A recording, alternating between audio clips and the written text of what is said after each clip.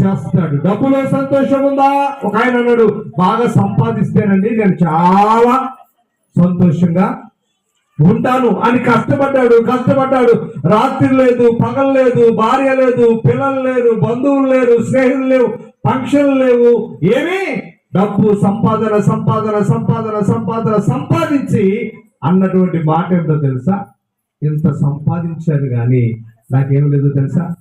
సంతోషము. సంవత్సరాల తర్వాత ఆవిడకి ఏం లేదు, సంతోషము లేదు.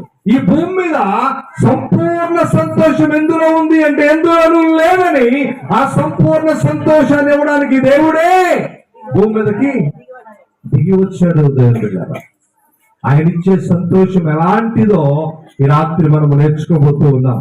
ఆయన ఇచ్చే సంతోషం ఎలాంటిదో ఈ రాత్రి మనం పరిశీలన చేయబోతూ ఉన్నాము. దేవుడిచ్చే సంతోషము ఎలాంటిదో తెలుసుకున్నప్పుడు